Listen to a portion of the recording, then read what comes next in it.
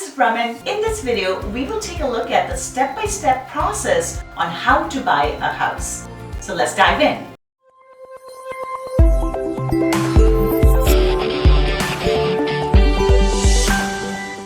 Step number 1, getting pre-approved for the mortgage.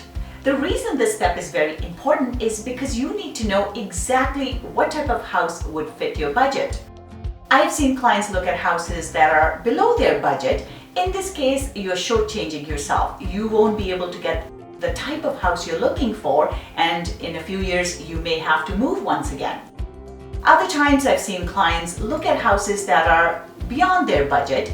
In this case, we are looking for properties that you may not be able to find within your budget, some of the features that you may not be able to find. So that's why it's better to get our expectations set right in the very beginning. So getting pre-approved is very important.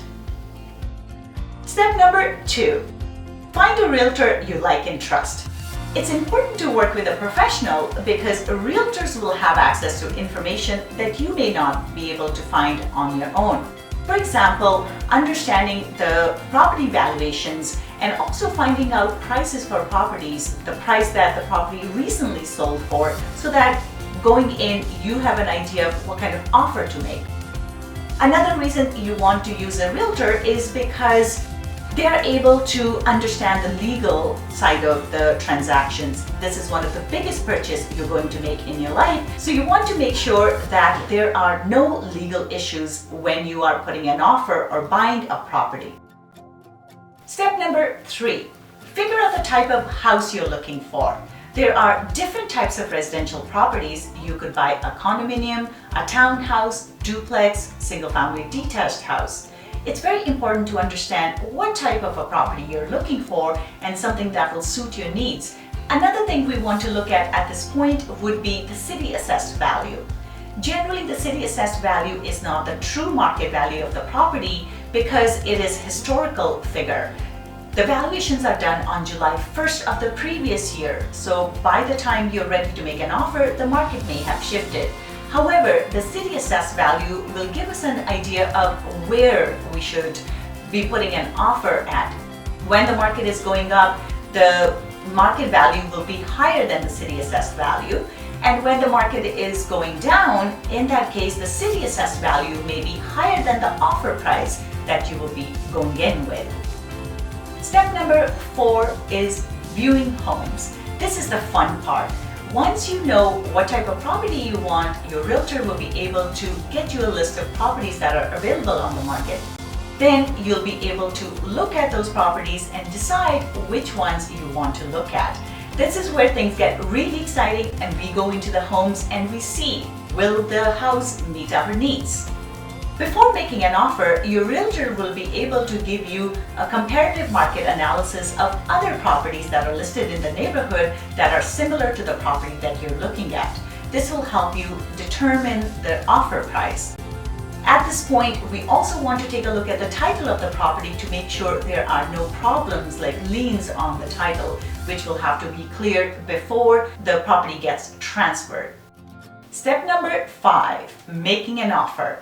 This is also the fun part, but a little bit scary as well. Now that you've chosen the type of house you're looking for, it is time to make an offer. This is where your realtor will be able to help you come up with a price that you want to offer for the house.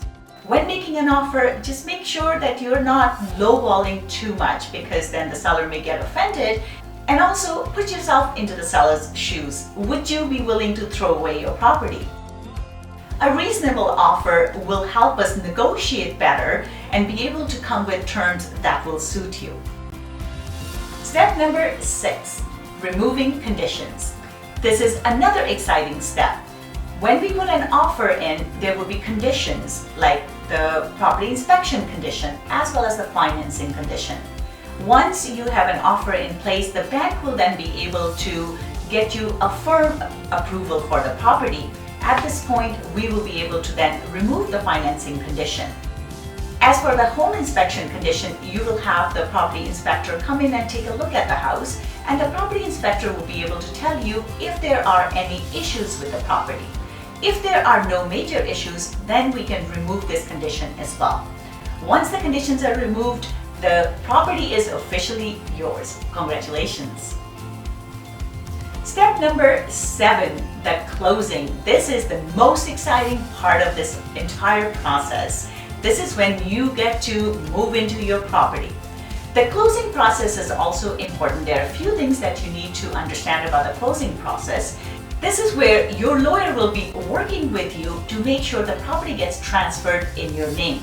This is also when you will sign the paperwork, the mortgage paperwork with your lawyer. There may be some adjustments that will have to be done, for example, for property taxes or for utilities.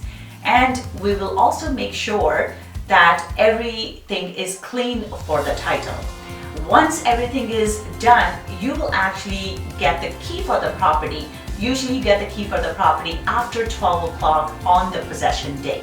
Once you get the key, now you can move into the house. Congratulations, you have bought the property.